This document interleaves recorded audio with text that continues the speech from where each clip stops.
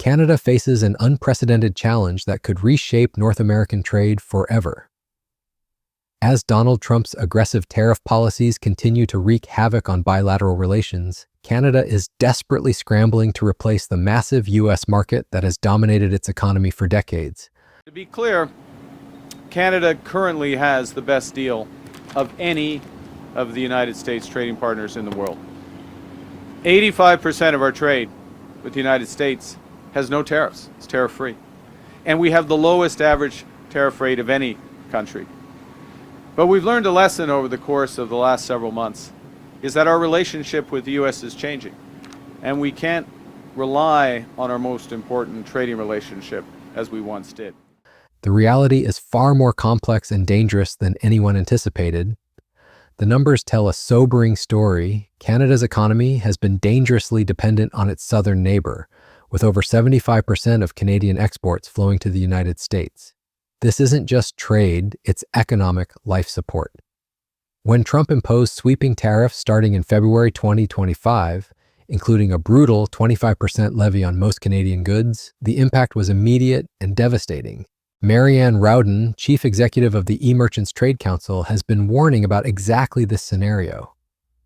The challenges Canada faces aren't just logistical, they represent a fundamental rupture in how global trade operates. What's happening, as I said earlier, in the global economy, partly in jest, but this is serious now. What's happening in the global economy is not a transition. It's a rupture. It is a major change in a fast period of time. The U.S. is fundamentally transforming all of its trading relationships, not just with Canada. The effect is profound. It's displacing workers. It's disrupting supply chains. It's causing immense uncertainty that's curbing investment and increasing unemployment. We're over the shock, but we should never forget the lessons. We have to look out for ourselves, and we have to take care of each other. We're witnessing not a transition, but a complete restructuring of an economy that has been built around serving American consumers for generations. The displacement of workers, the disruption of supply chains, and the immense uncertainty reducing investment have created a perfect storm of economic challenges. Trump's tariff war began with what he called a national emergency, citing fentanyl flows and border security as justification. But the real story is much darker. In February 2025, Trump signed executive orders imposing 25% tariffs on Canada and Mexico, with energy exports receiving a slightly lower 10% rate. When Canada retaliated with its own tariffs on $30 billion worth of American goods, Trump escalated further, raising the tariff rate to 35% by August. The economic carnage has been swift and severe. Canadian exports to the U.S. plummeted by 6.6% in March alone, the largest drop since the height of the pandemic. Meanwhile, exports to countries other than the U.S. surged by an unprecedented 24.8%, but this dramatic shift came with a price. The total value of Canadian exports to the U.S. fell from $51.6 billion in May 2024 to $43.9 billion in May 2025, a staggering loss of $7.7 billion. What makes this situation particularly treacherous is Canada's historical over-reliance on a single customer. No strategically managed company would ever tolerate such concentration risk. Yet Canada's entire economy has been structured around this dangerous dependency. As one analyst put it, Canada has put all its eggs in the U.S. consumer basket, and now that basket is being weaponized against them. The diversification efforts, while impressive in scale, reveal the magnitude of the challenge. Canada's merchandise exports to non-U.S. markets increased by almost 42%, or $5.7 billion, during the same period. But this massive surge still failed to compensate for the $7.7 billion loss in U.S. trade. The math is brutal and unforgiving. Trump's strategy appears designed to force Canada into submission. His administration has made it clear that these tariffs will remain in place until Canada addresses what he considers unfair trade practices and border security issues. The White House fact sheet from July 2025 stated bluntly that Canada has failed to cooperate in curbing fentanyl flows and has retaliated against U.S. actions, justifying the tariff increase to 35%. But here's where Trump's plan may be backfiring spectacularly. Canada's forced diversification is creating new trade relationships that could permanently reduce U.S. market share. The UK has replaced China as Canada's second largest export market, with gold exports to Britain surging by 473% by value. Clean technology exports to the European Union rose 16% as European climate policies drive demand for sustainable solutions. Canadian Prime Minister Mark Carney has responded with a comprehensive strategy that goes far beyond simple trade diversification.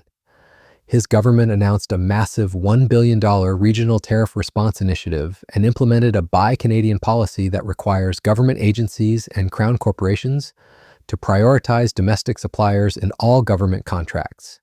My home province. It is a distinct privilege to serve all Canadians in the role of CEO of the Major Projects Office. It's daunting and exciting, and it is so very personal to me. To have an opportunity at this important time to impact our skills as a country, to execute projects that are bold, sustainable, and economic, and that fit our collective values as Canadians is truly an honor.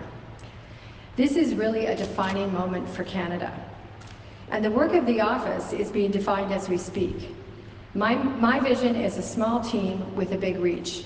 To be successful, we know that Canadians everywhere will step forward, work in teams, find solutions, and solve problems.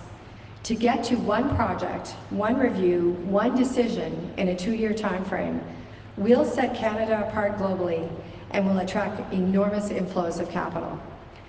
To be able to meet this time frame without cutting corners and within our values as Canadians is a giant puzzle to solve. I now truly have the very best job in the whole country.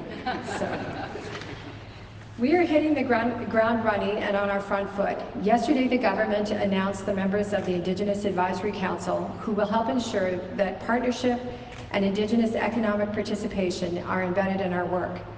Today, Prime Minister Carney will announce the first set of projects and strategies to focus our work. We currently have a dedicated team of first-class professionals helping us set up the work plans and finding the people to form the teams. It will take some time for us to hit our pace, but with all the help that is pouring in from people everywhere across Canada, we will be successful and out front, and we are sure to finish this race in record time. Today, Prime Minister Carney has some great news to share on our first steps. Imagine that. I'm 11 days into the job, and I already have a plan. It doesn't really get any better than that. So it is my pleasure to pass the floor to Prime Minister Carney. This represents a fundamental shift in how Canada approaches procurement and economic policy. The government has established a major projects office headquartered in Alberta designed to streamline approval processes for nation-building projects. The vision is to reduce project approval timelines to a maximum of 2 years through a one project, one review, one decision framework, which would set Canada apart globally and attract significant capital investment. The infrastructure investments are staggering in scope. Canada is pouring resources into port capacity, energy grid improvements, and supply chain resilience.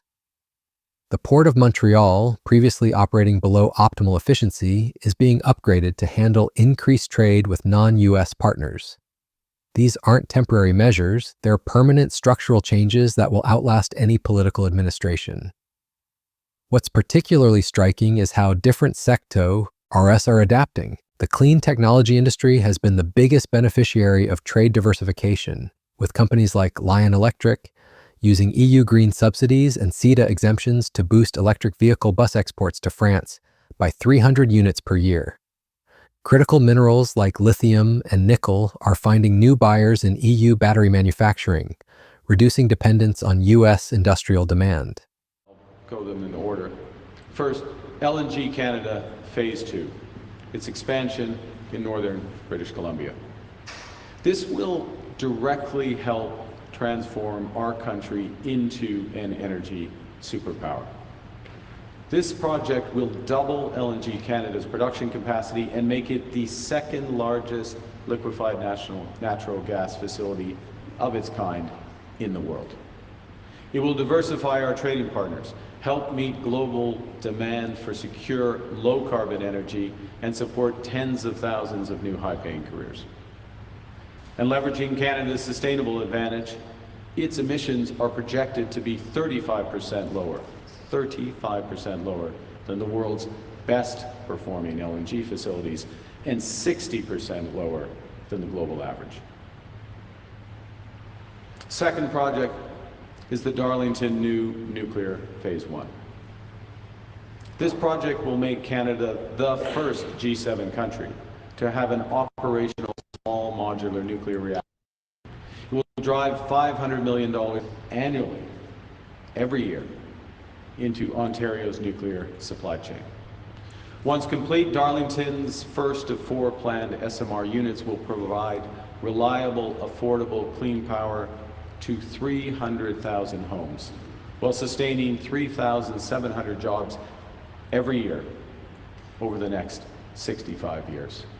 And all of that in addition to 18,000 skilled trade jobs during construction.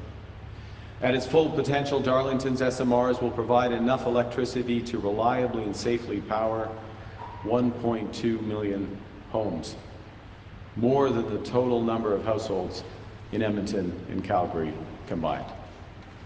And by moving early and at scale, we can take advantage of Canadian expertise to build value chains here at home, maximizing the number of jobs for our skilled trades and engineers. Troisièmement, le terminal de Contrecoeur.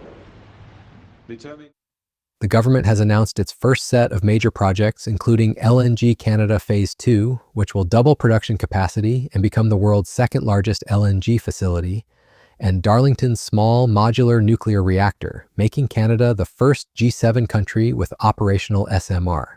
These 5 initial projects combined will generate over $60 billion for the Canadian economy and create tens of thousands of high-paying careers. But the challenges are immense and multifaceted. Canadian businesses are discovering that penetrating new markets isn't just about finding new customers, it's about rebuilding entire relationship networks that took decades to establish with the US. The geographic realities are unforgiving.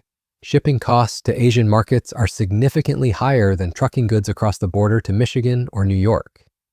The political implications extend far beyond trade statistics. Trump's aggressive approach has fundamentally altered the Canada-US relationship in ways that may be irreversible. When Trump suggested that Canadian statehood would make tariffs disappear and called the Canada-US border an artificial line drawn with a ruler, he crossed diplomatic red lines that have poisoned bilateral relations.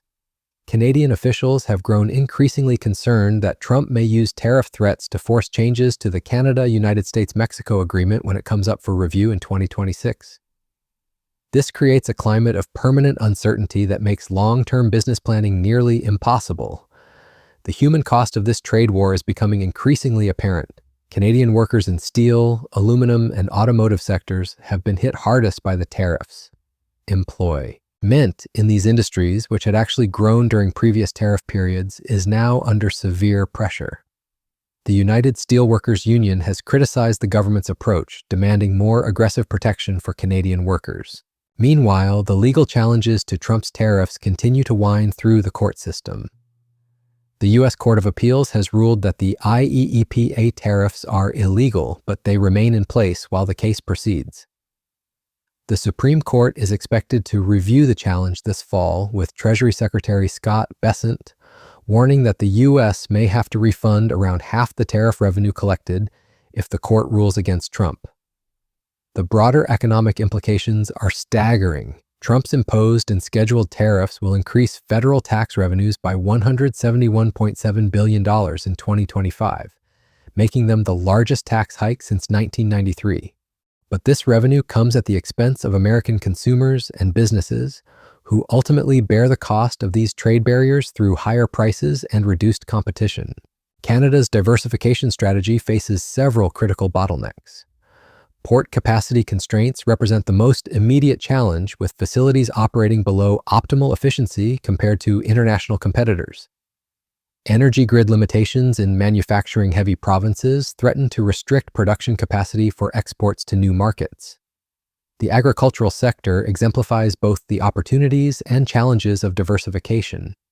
Canadian farmers had successfully diversified, with nearly two-thirds of farming and intermediate food exports going to countries other than the U.S. at their peak. But that proportion has fallen back to roughly 50%, highlighting how difficult it is to maintain diverse trade relationships in the face of U.S. market gravitational pull. What's particularly concerning is that this isn't Canada's first rodeo with U.S. trade disputes. The 2018-2019 tariff experience demonstrated that U.S. producers struggle to replace Canadian steel and aluminum, with most alternative suppliers also facing tariffs and limited production capacity. Many specialized products prove difficult to substitute, forcing U.S. importers to absorb higher costs. Interestingly, despite the 2018 tariffs, U.S. imports of steel products actually increased, with Canada maintaining and even slightly growing its market share. Canadian employment in steel and aluminum industries grew by 4% in 2018 and 6% in 2019, while U.S. production capacity declined. This suggests that tariffs may be less effective at reshoring production than Trump believes. The current situation is different and more severe. Trump's 2025 tariffs are broader in scope and higher in rate, affecting virtually all Canadian exports except those compliant with CUSMA terms. The 35% rate on non-compliant goods, combined with additional sector-specific tariffs, creates a punitive environment that forces structural changes in trade patterns. Canada's response has been more sophisticated than simple retaliation. The government's industrial strategy focuses on building long-term competitiveness, rather than just responding to immediate tariff pressures. The emphasis on clean technology, critical minerals, and advanced manufacturing reflects a recognition that future trade relationships will be built around these high-value sectors. The geopolitical context adds another layer of complexity.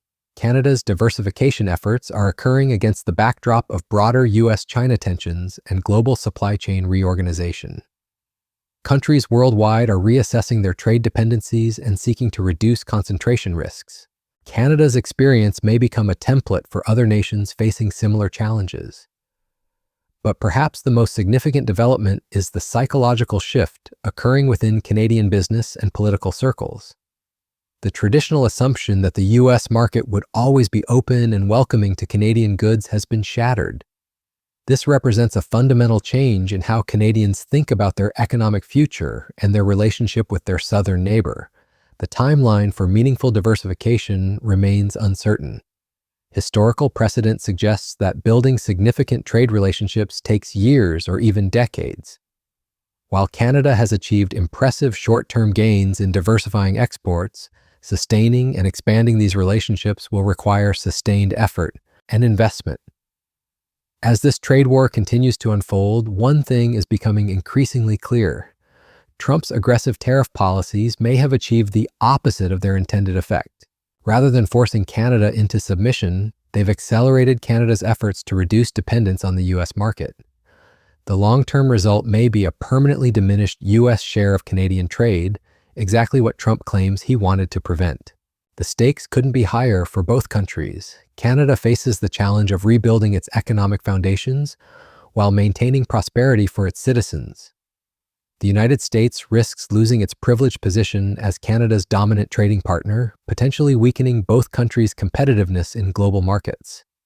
Mile connections that link these projects to reliable long-term purchasers around the world, we can build the bridge from mine to magnet, turning raw potential into engines of resilient industry, of clean power, and enhanced security for our country. Secondly, the Major Projects Office will examine how to advance large-scale clean power with the Wind West Atlantic energy.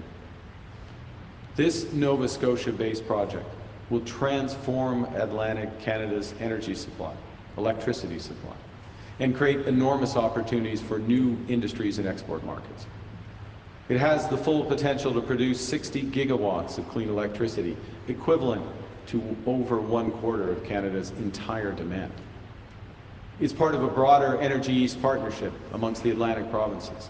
And with Wind West, this partnership could include important interties between New Brunswick, Nova Scotia, and Newfoundland. Transmission cables between PEI, New Brunswick, and Newfoundland could develop the next phase of Labrador's work with Churchill Falls and Gull Island. Third, we're also referring the Pathways or Pathways Plus project to the Major Projects Office. Pathways is an Alberta-based carbon capture, utilization, and storage project, which could achieve enormous emission reductions, taking the equivalent of the emissions of 90% of all the cars and trucks in Alberta off the road, all while facilitating new growth in the oil sands. By pairing investments in Pathways with a new pipeline to a variety of markets. Pathways represents the opportunity to create a major new industry in carbon capture and storage, and an essential technology for global decarbonization. Canada is now outlining transformative strategies, including the Arctic Economic and Security Corridor, featuring a new Arctic port and all-weather road infrastructure linking Nunavut, Northwest Territories, and Prairie provinces. The country must fortify its sovereignty and security in the Arctic through both economic development, creating a new port at Grays Bay, and defense capabilities, while unlocking critical mineral resources and creating new transportation networks to connect Canada's economy to the wider world. What happens next will depend largely on political developments in both countries and the broader global economic environment. But one thing is certain, the easy assumptions that governed Canada-US trade for generations have been permanently shattered, and both countries will have to navigate a more complex and uncertain future.